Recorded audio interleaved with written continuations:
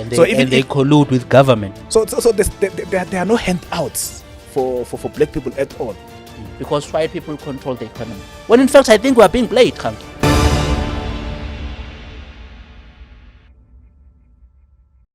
It's Phumlane Majozi, the author of Lessons from Past Heroes. This is the State of the Nation. I am the host. Today I'm the guest host. And I'm exploring a very important discussion on black economic empowerment or race-based policies in South Africa. And with me here is Kganki Matabane. He's the CEO, the Chief Executive Officer of the Black Business Council. Mr. Matabane, how are you, sir? Wonderful to see you. Good morning, Phumlane, and I'm glad to be back. Yeah, you're glad to be back. Except that today you are talking to me, of course, not the famous Mike Shem. And the question, I mean, there has been a big discussion in the country over the years. There has been a debate. Some people unhappy with black economic empowerment, policies. The other day, a few years back, there was Barbara Hocken, the former public enterprises minister, right, who came out and said, look, black economic empowerment, it's created the black elite, and you have many black people out there who have not benefited from the policy. And then we have people like Moletsi Mbeki, right, I'm sure you do know him, and political analyst who has said, look, this thing hasn't worked. It's not what we should have in South Africa. In fact, Mr. Mbeki argues that it wasn't even the idea of the ANC from the beginning, black economic empowerment. But what is how do you counter such views when it comes to PE? Yeah, I guess it's not our how we operate to attack other people. But I think on Mbeki, maybe people must ask, how did he make his money himself? But that's not the issue. I'm just saying we're not here to attack other people. But I think it's important that people must ask questions, deeper questions. And I think, firstly, we're in a capitalist environment.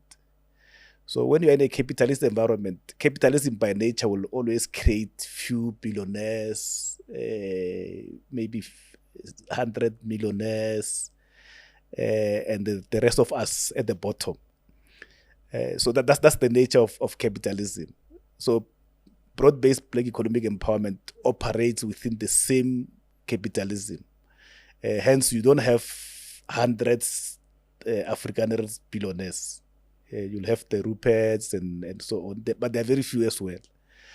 So to say BE has created a few billionaires, I think that is expected in a capitalist environment. All over the world, you are not going to have half the population being billionaires. If you check, I think 1% of the wealth, 1% of the wealth owns more than 50% of the wealth.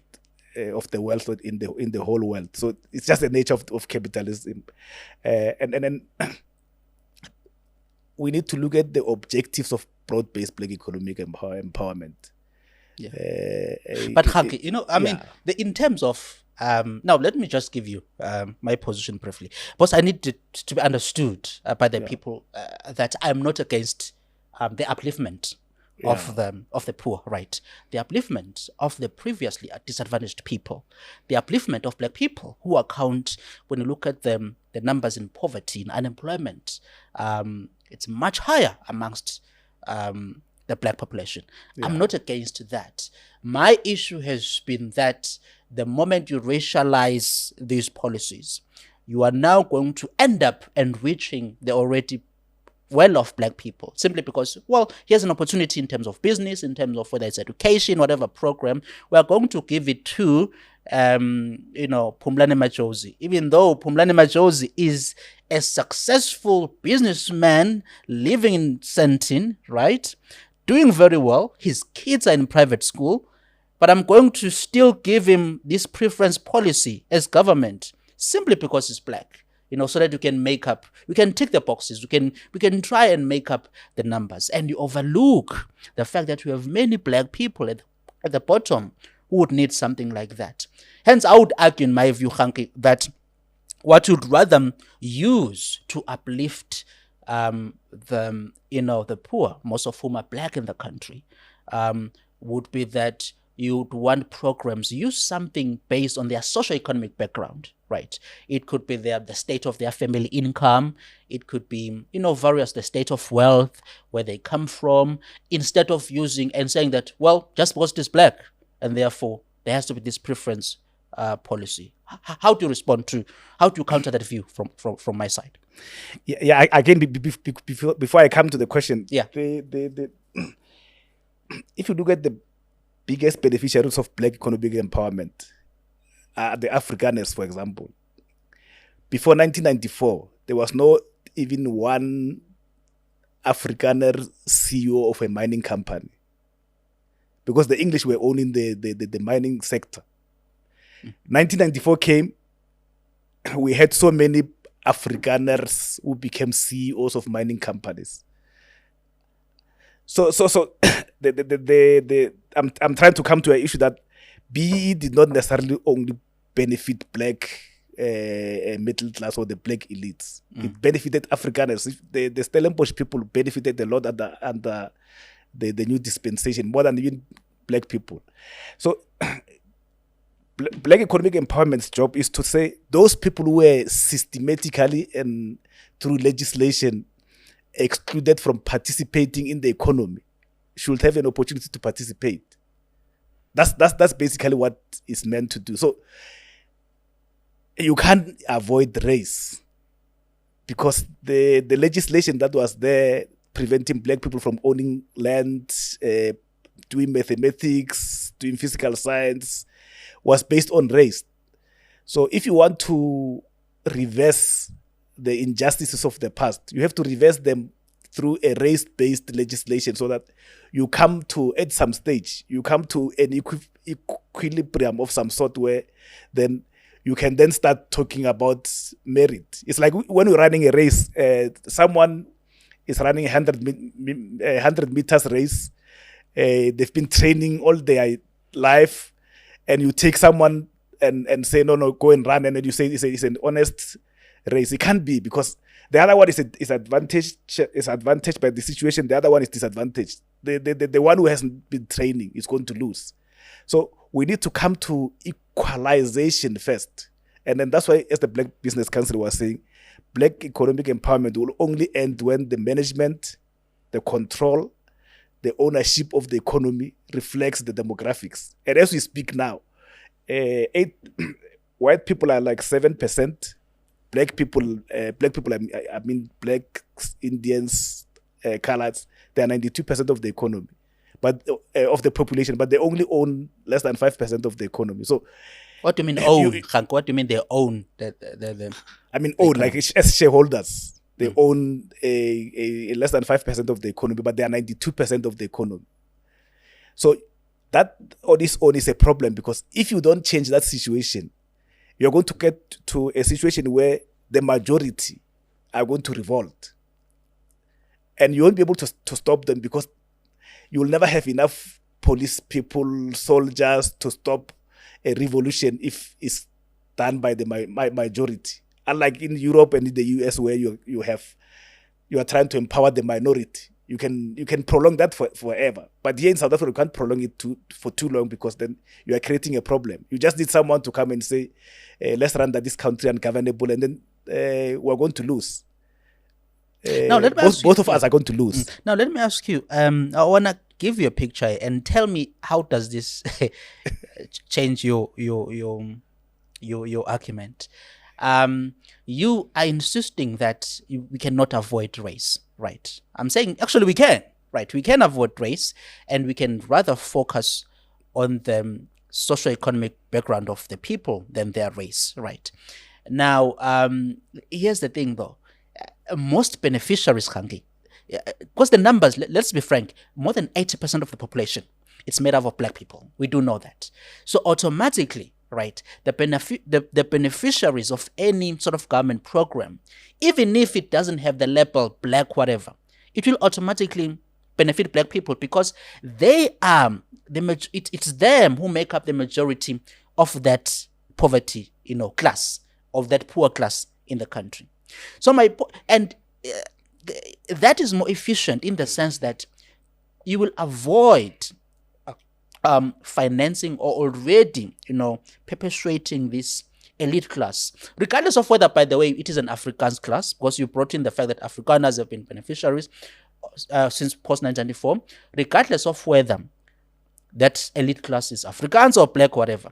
But what we are doing is that you are avoiding a situation where you perpetuate, this elite class, the people who continue to benefit simply because of the color of their skin, and you give up those who are at the bottom. Now, let me ask you about, there is this argument where people are saying it's 2025 now. We live in a democratic South Africa. Does it make sense that we do what the apartheid government was doing? Because we do know the apartheid government was very much heavy when it comes to racial regulations, job, what do they call it? Preservations and all those things. Is it ethical? Is it right that we do the same thing that the apartheid government was doing, that we know was not good for South Africa, and we do it in 2025? And now this is very important, Kganki, and we end up ostracizing in the economy, marginalizing even a white young person who was born in 1995, right? Doesn't know, was not involved in the apartheid system. Because of these policies, we end up saying to them, well, you can't really get to do this because we are white. We'll give preference to Phumlani Majosi, because he's from KwaZulu-Natal, rural side of Natal, or in fact, not because of that, because he's black. That's why the policy is.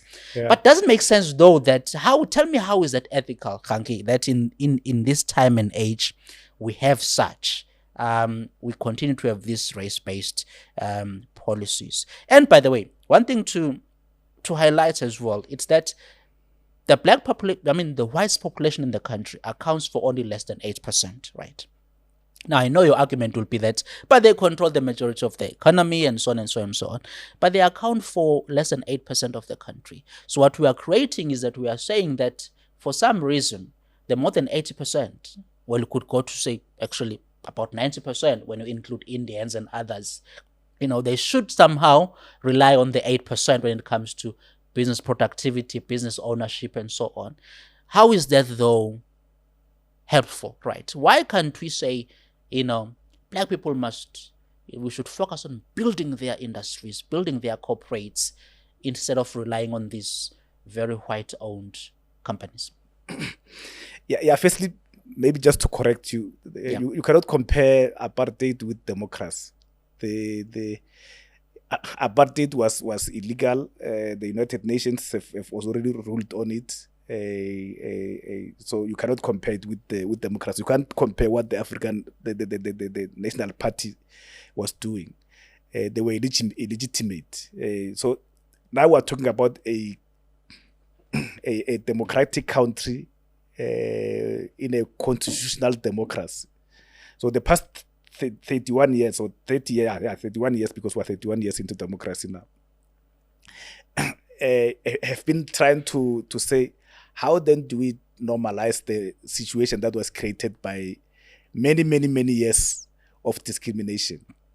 And again, the example you're giving of a young white person, remember, whether you were born in 1995 or even a white person born today, they still benefit from the fruits of apartheid. Remember, if your father inherited or stole land somewhere, that land, you can still use it. If you want to start a business, you can still use that land as collateral. A black person who was born in 1995 with poor parents, repossessed parents, or even if they are born today, they can't go to the bank and say, I want to buy this company, this is my collateral. They've got nothing. So you can't then say the benefits of apartheid stops in 1994. That's not true. whether you are born today or even people who are born 50 years from now are likely to still benefit from the fruits of apartheid. So that argument that don't necessarily make any sense. And coming back to your issue of the ownership of the economy. Remember, South Africa does not have a parallel economy. So to give you an example, look at all the sectors of the economy. We've got a serious concentration. Each sector of the economy has got like what, big 2, big 3, big 4, big 5 companies. Look at the telcos. In the telco sector, we only have basically two companies that own almost 90% of the economy. And they collude with government. Would you agree with that the government and these big companies have been instrumental in hurting the growth of small businesses, creating a competitive environment? Boss Kganki, my view has been that, and maybe you can also give me your view, your point here, how you see this. My view has been that big business has been instrumental in really suppressing our country in many, many ways, colluding with the government. Yeah, but who owns big business? It's not black people. Who owns big business? Well, anyone can own. You see, that's why I want to. But it's not black people who own big business. Black people own from hand to mouth type of shops, and because of the concentration, they don't have space to play. So if two telcos own 90% of the space, and then there are like two other medium to big telcos, if you're trying to start a telco company now, yourself or myself, where are you going to play? There's no space there. Yeah, we've been working with the competition commission to say, let's open the market so that at least this top 2, top 5, at least if they own 70%, at least let the small businesses and new entrants play in the 30%. Because at the moment, as I'm saying, you don't have a parallel economy that says, this will be economy for black business, this is economy for small business, this is economy for big business. We've got one economy in South Africa. So if we want to participate in any sector, you have to compete with the people who are already there. And they're always going to basically kill you one or the other. And we've seen many companies dying. We've seen many small businesses dying. I mean, my friend and I were talking about this the other day, that even in the banking sector, small banks are really you can't make destroyed. It because of the concentration. Because of the but again, it's not black people who own the economy. I want to go there now, because I think that's a very positive. That's where people like you. That's where they go. They say, well, black people don't own the economy. Okay. Yeah. Now I want to. You came up with that when I was speaking about the fact that there is that collusion, right, between the government and big business. Now, who holds more power, Kganki? Let's be honest. The people who hold more power, it's the government. Government. Now, I'm going to explain myself. What do I mean by that? Yeah. The government in this country is in charge of about almost any aspect of our lives, right? If there is something lacking somewhere, if there is some form of collusion taking place, whether it's with big business or with me or with you, Kganki, something is wrong with the government, because government has the powers to do almost anything. Now, let me come back to this argument that, white people, they still control the economy and so on.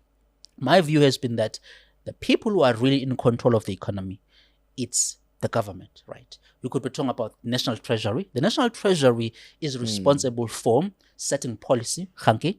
They are responsible for, spending in the country, tax collection and spending. It's a powerful entity that has been held by us, black people, since 1994. We've been in control of it, right? You could be talking about the central bank. The central bank, Kganki, they determine the aggregate demand, right? They determine as to where should we set the interest rate, which affects everybody. Now, if we are going to say that a class of white-owned businesses, they are the ones who control the economy, that's not how I see it myself. I do believe that they themselves, they struggle to survive in an environment, in my observation, where there has been a lot of anti-growth policy, a lot of regulations, compliance. It's very hard for small businesses to to survive in the country. I would argue that the people who really control the economy are those people. To say that it's a white class, I think it's political and very much misleading, and leads us in a direction where we end up saying, well, we need to have these policies because, to give preferences to black people because white people control the economy. When in fact, I think we are being played, Kganki. The people who allow for this collusion with big business is the government itself, right? That has many, many shortcomings. Where we have seen many shortcomings over the past 31 years of our democracy. So for me, I just think that's where the problem is. And I think people like you, South Africans like you, I think we are looking at the wrong direction. When we should look at the direction is on them, the direction of them. Of the government. But I want to talk about the apartheid thing, because you've raised that, and I think it's a big discussion for all of us, right? As you say, it was a very bad system, very destructive, right? Black people were marginalized. Now I want to talk about when it comes to inequality, because the debate on whether it's employment equity laws or it's black economic empowerment, it's the objective is to say we need to address the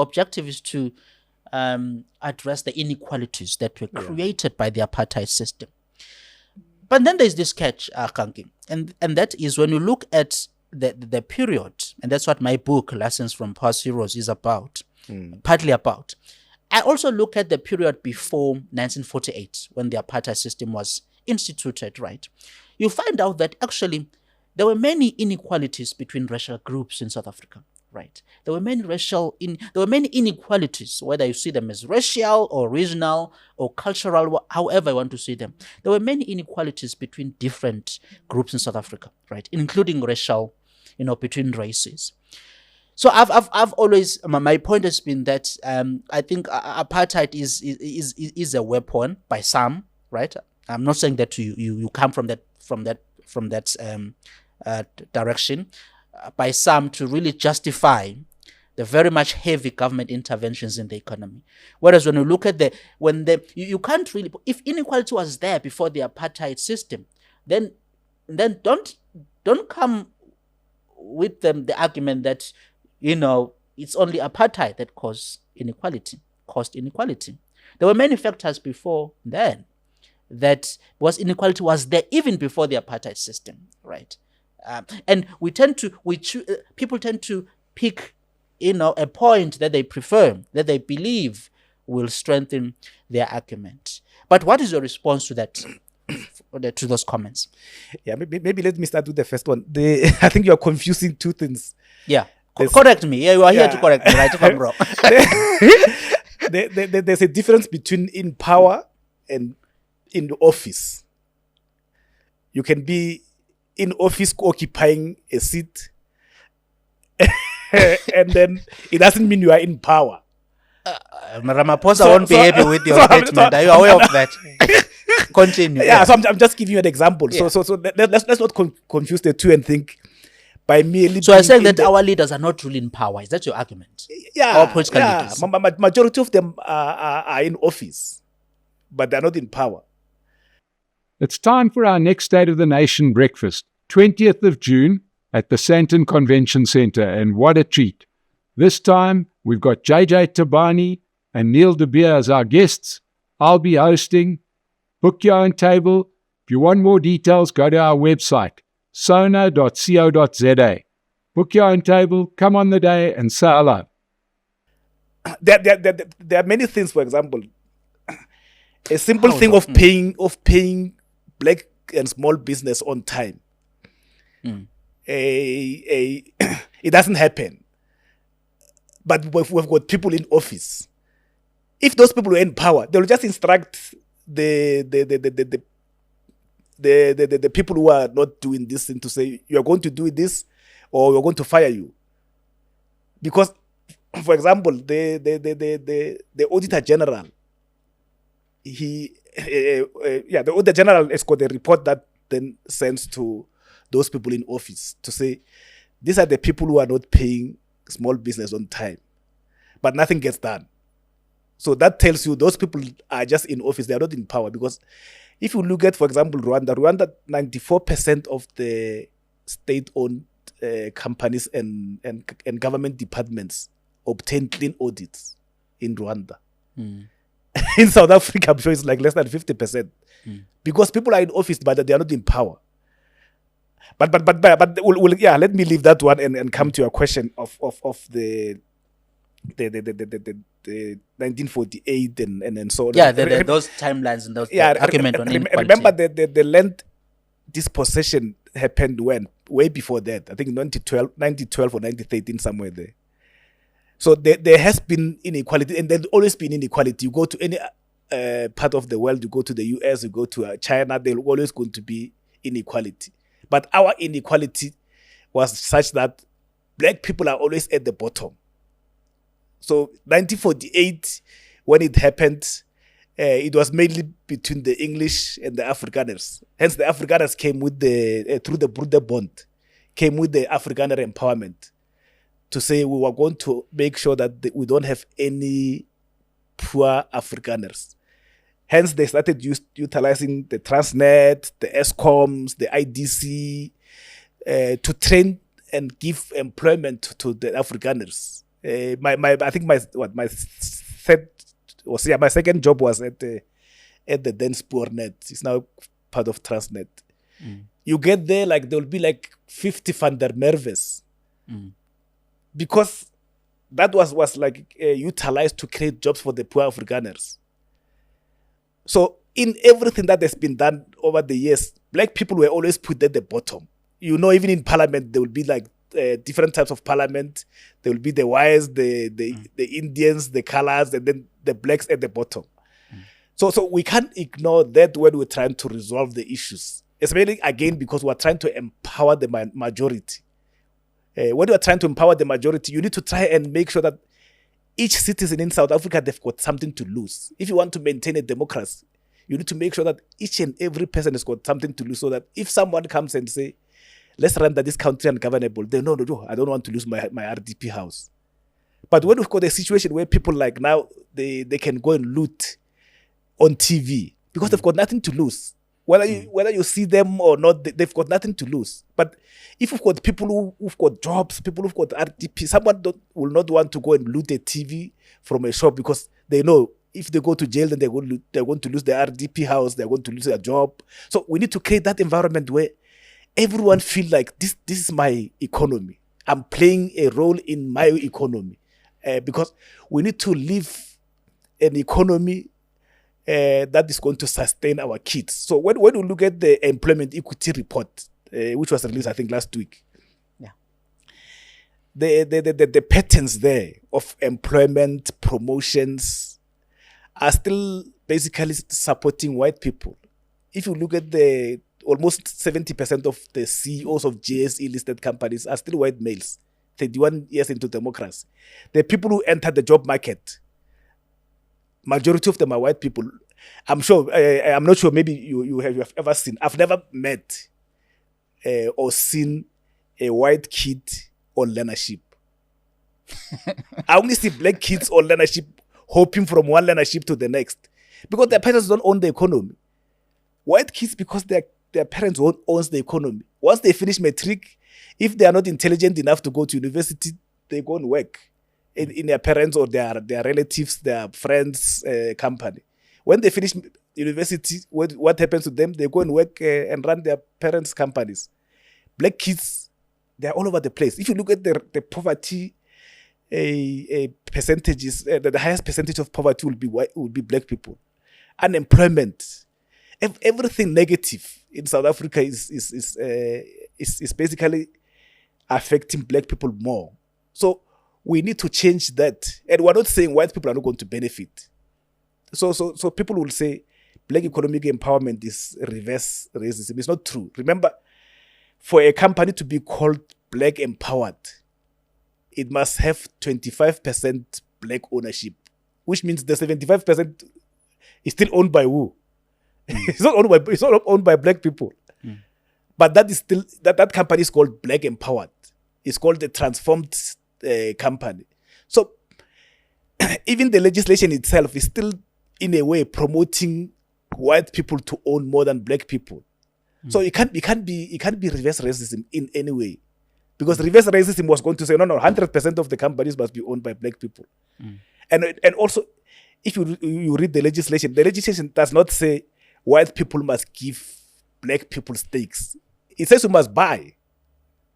You buy, you go to the bank, then the bank say, no, give me your house as a collateral. You go and buy that, the company doesn't perform, it goes down, you lose your house as a black person. So there are no handouts for black people at all. But we can't then ignore the fact that we coming from apartheid, where we are, we then fold our arms and say the market will resolve the issues. The market will not resolve any issue. And to give an example of the market, I am from a rural area in Limpopo. When I get home, I receive a document on my phone or laptop. I have to go and find some spot on the top of a mountain to try and download the document. Because we have left it to the market to say, no, the market will connect South Africa. And hence the Starlink and other people will then say, but we can connect the Starlink is Elon Musk thing. You can come and connect the rural areas. Because the market has not done what the market was supposed to do. The market is chasing return on investment and profit and loss. So if we leave everything to the market, if it doesn't make profit, they'll never do it. Now, Kganki, we have a few minutes left, right? So 40 minutes or so. So I want to tell you where the issues are in my perspective, right? And I want you to push back. The unemployment rate amongst the black population, it's above the national average, right? 37% or so. It's very high, alarming unemployment rate amongst black people. And then as soon as we break it down by race, of course, we will end up to about white South Africans who account for about 10% of unemployment, right? In 1994, unemployment rate was still high, right, amongst the black people as well, in the double digits, right? In the white population, it was less than 5%. And by the way, unemployment across all racial groups has risen over the past 31 years of our democracy. With all the programs, because the programs we're talking about, all these black economic empowerment programs, we've had them over the past 31 years of our democracy. We are now being told of this new, there's a transformation fund that's being proposed, right? There's also employment equity, programs and so on. With all these things that the government has been doing, Kganki, right? To try to address what you are talking about on land reform, Kganki, on land when it comes to land ownership, because there's this debate that, black South Africans don't own farmland, which is true. At least about 70% of farmland is owned by white South Africans. But that does not change the fact that there have been many programs to address farmland ownership and creating a class of black farmers, and the failure rate has been very high, right? Some people experts in agriculture expect that it's been about plus minus 70% failure rate. And we cannot overlook the fact, Kganki, that there have been the failure of government cannot be discounted here, right? And your argument, I guess, is that, even though these programs have been failing us, it's what government wasn't doing enough, right, to address these issues. And my point is that, no, actually, the government has been doing wrong things, right? Things that have resulted in unemployment amongst black people rising over the past 31 years of our democracy, right? Government policy has been instrumental in increasing unemployment. Now, so that's one aspect on government. And then there is what you speak of. You are saying that, you've never seen a young black person in leadership programs and so on and so on. That's because the system favors them, or they do well in the system in contrast to black people. There are many reasons, Kganki, as to why black people are sort of, because you said they've always been at the bottom. There are many reasons in my observation, right? Many of them, and one of them, and I think it's a very important one, is because they tend to have access to very bad, lousy education provided by the government that you and I vote for, Kganki, right?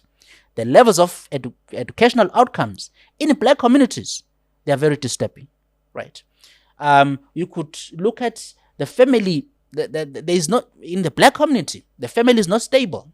The family breakdown is at a very much disturbing level, right? In contrast to other racial groups. Now, people will push back and say, well, but it's because of the economy that the black family is broken. No, it's the other way around, in my view, right?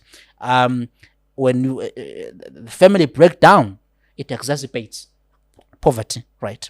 And it affects educational outcomes, it affects employment opportunities over the long term, it affects wealth. Because remember, Kganki, if the family is stable and strong and there's two parents in the household, that's better than a single parent-headed household. And research has shown that poverty, it strikes harder on single-parent households, right? So when you look at the rates of fatherlessness, you look at the fact that only 32% of black kids grow up with their fathers, in contrast to other racial groups that are in the plus 80% or so. So I think there are many factors here that end up making us black people at the bottom. And these are very fundamental, important things that have a huge impact on the long term of you and I as people. A child coming from a two-parents-headed household is at a much greater advantage than a child that doesn't come out there, right? Even, by the way, even if those parents don't have much, Kganki, even if they don't have much, but the structure of that familyhood being taken care of, it has a huge impact on the kid's life. And even the former statistician general Balekgutla has spoken about this, that we lose focus when it comes to the importance of the family structure as fundamental to wealth creation, right? So I'm arguing that all that does contribute to these inequalities, right? And then there's a point on ownership that you touch on. When it comes to ownership, my view has been that the companies you speak of, these companies you are saying they are still controlled by white people, the management is still white people. Who founded those companies, Kganki? Who started them? You tell me. Who started those companies? Whose companies are they? Yeah. I'll come there quickly. Let me start with the unemployment rate. Remember, there's an official rate. There's unofficial. I was talking about the official. Yeah, there's an extended. For me, I concentrate on the extended because it's like 43%. And that is the real one, which basically says other people have lost hope of finding jobs, so they are not looking for jobs anymore. According to the Stats SA definition, they are not unemployed, but they are unemployed. They are not working. Yeah. So this they're is just not looking for work. Yeah, this is a crisis. We're sitting almost 50% of people who are supposed to work. They are not working. But going back to your question, remember, you cannot discount the impact of apartheid on the brokenness of families. Remember the migrant labor system. Black people were basically there as cheap labor. Except, Kganki, let me interject. Yeah. Except the statistics show that in 1994, in fact, fatherlessness was about 42% or so, compared to today, where the number is plus 62%. So it has skyrocketed under the democratic system.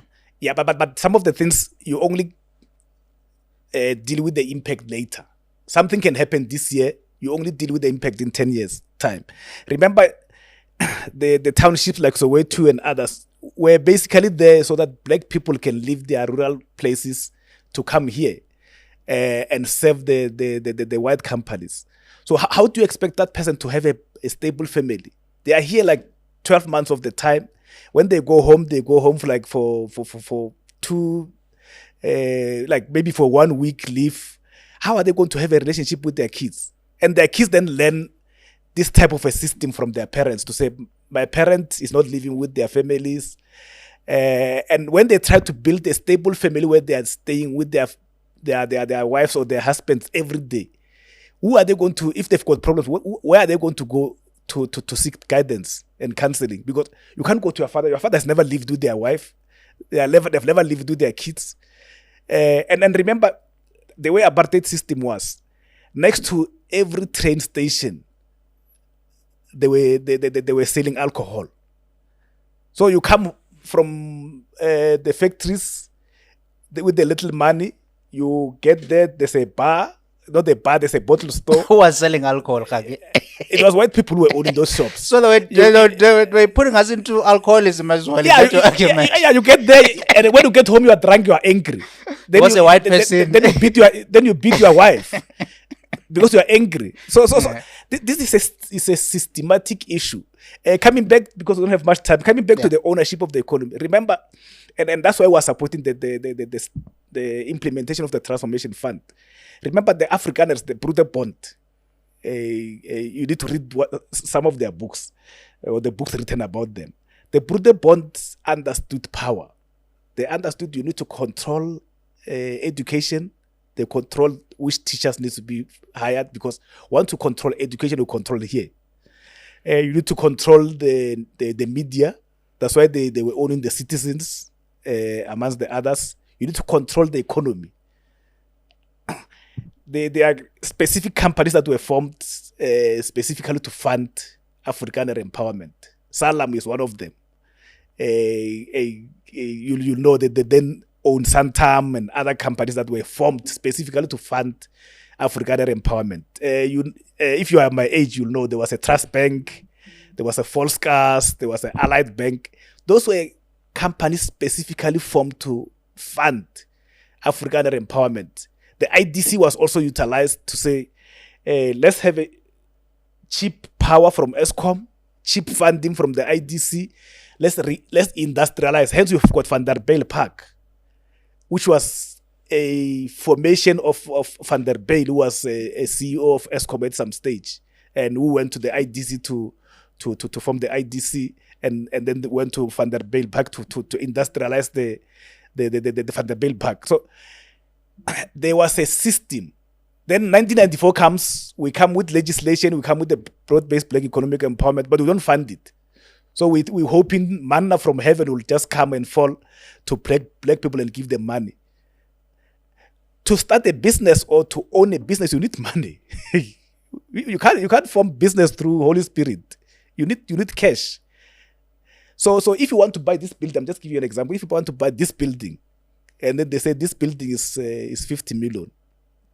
You go to the bank approves 80%, which means then you need 10%, 20%, which is 10 million, from your own pocket. Where is the black person going to get the money, because they were excluded from doing mathematics, doing physical science, from participating in the economy? Where are they going to get the money from? So you have to come with an intervention as government. But I was interviewed by Mike Shem, the host of this show, the other day, and Mike Shem says that if you have good ideas, money is going to come through. And we have seen it a lot, Kganki. There have been many investments in things like fintech and so on. Not for black people. Really, if you have the best idea is going to come through if you have the best idea. So you are against the view that you are saying that even the best idea doesn't work, right? We get approached by a lot of young people who've got innovative ideas. Yeah. But they can't get funding, including the CSIR. CSIR cannot implement some of the innovations that they have there, because you need money to implement them. Yeah. But if you look at South Africa, the Stellenbosch people are the ones who are leading the innovation, because they've got money. They've got money to fund the innovation. Kganki Matabane, wonderful to talk to you, sir, on this exchange. I really enjoyed it. I learned a lot from you. I hope you learned something from me. No, I've learned a lot. As well. Yeah. So, no, really. We're always learning. We're always learning. Otherwise, so we won't grow. Yeah. So, Kganki Matabane is the CEO of Black Business Council. A great conversation on the matters of black economic empowerment, race-based policies, empowerment of... I'm sure both we want what's best for South Africa. I do sense that. So, and then there's one thing to mention, which is very important, and that is, according to the polls that have been done by the Social Research Foundation and also by the, this just for information, also by the Institute of Race Relations, people, they tend to say South Africans, they're against these race-based policies, right? These are the polls that have been done. These are the surveys. But of course, that's different from what you and I think, right? It's what the polls that have been done shows. So we shall see where the debate goes over the upcoming years. It's Phumlani Majozi. It's been wonderful to talk to Kganki Matabane of the Black Business Council today. We'll chat soon. Every business needs a world-class video to show to your clients and prospective clients. When the Stream-In team isn't filming the State of the Nation, they are producing those world-class videos for companies just like yours. They have got all of the equipment, drones, microphones, whatever you need, and the technical know-how to film a proper video for your company. Visit their website.